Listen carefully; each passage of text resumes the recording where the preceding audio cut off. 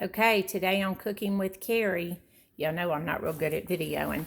I'm going to show you how to make the cookies because some people have been having trouble. So you're going to start with 2 sticks of butter. Make sure they're melted at room temperature. If you have to stick them in the microwave, I do mine for about 20 seconds. And then it's pretty soft. So as you can see, it's pretty mushy. So you want to be able to cream it together with the sugar. So I've got my 2 sticks of butter that are at room temperature. I'm going to put 1.5 cups of white granulated sugar, and then I'm going to just mix that together and let it stir. Oops. Okay. And just let that cream together.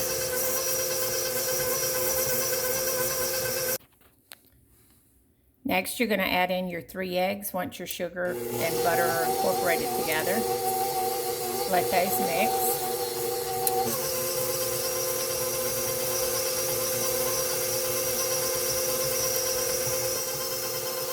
Then you're going to add 1 teaspoon of vanilla.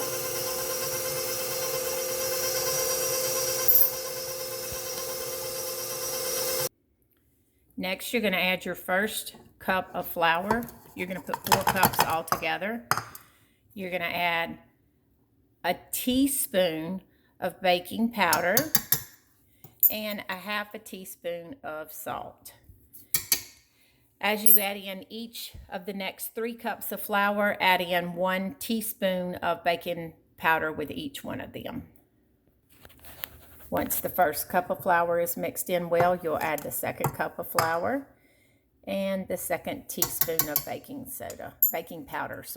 powder. And then you'll mix that in. Start mixing slow, because if you don't, you'll have flour all over your kitchen. Next, we'll put the 3rd cup of flour in and the 3rd teaspoon of baking powder. And we'll turn that back on to mix.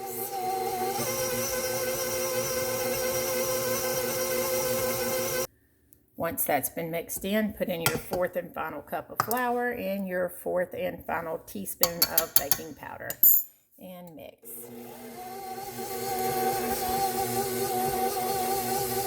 Once it gets mixed pretty good, I will kind of speed up the mixer a little bit to kind of help get that dough going really good.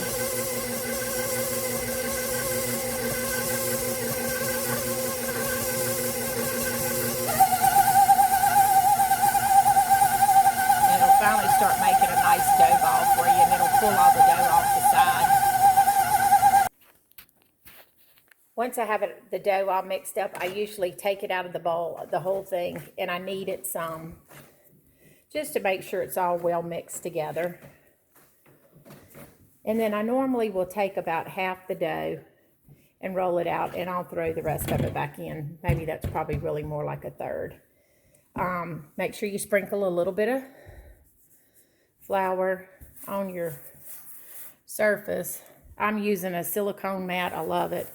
I bought it on Amazon. It came with this awesome rolling pin that has guides on it, and I roll out to a 1/4 inch guide. Makes it real easy. It makes your cookies come out nice and even when you're rolling them.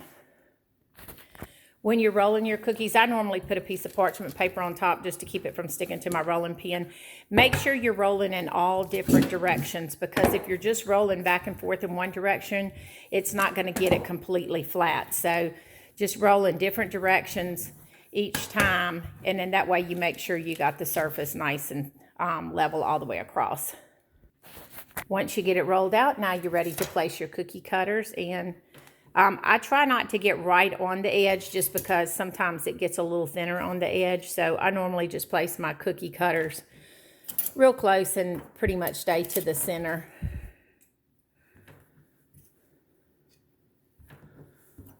I did not do very well spacing these this time. I normally do a much better job, but it works. And then just pull your cookie cutters out. And I normally kind of peel up some of the extra dough. Toss it to the side for a minute. And then I have a nice little cake scraper that I use to kind of peel them up with, and I place them on the cookie sheet.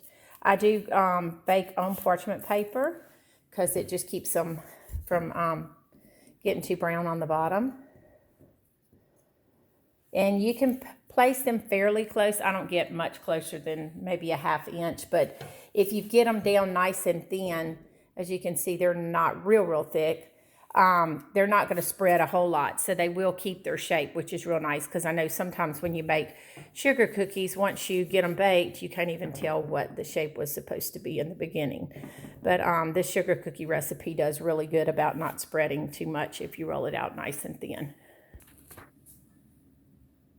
After you take a batch of cookies out, I normally place them on a cooling rack and leave them on the pan until the next batch is done. And right before that batch is done, I will take them off the cooling rack and actually place a piece of parchment paper on a cooling rack and lay the cookies out so that they can finish cooling. And then I normally have a pan ready to go while there's another pan in there. So it works really good if you have 3 pans.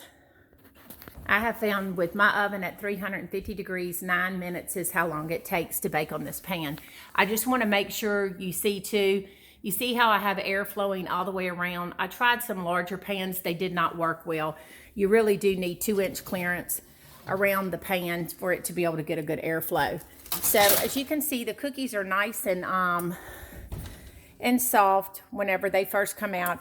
You can actually pick it up, and if you can pick it up without it breaking, it's done. So let it sit on the pan. It's going to cook a little bit more. And then I'm going to go ahead and put my next batch in while that one's cooling. And I'm going to set my timer for 9 minutes. Oops. And it's ready to go. So we'll let these cool while we go cut some more.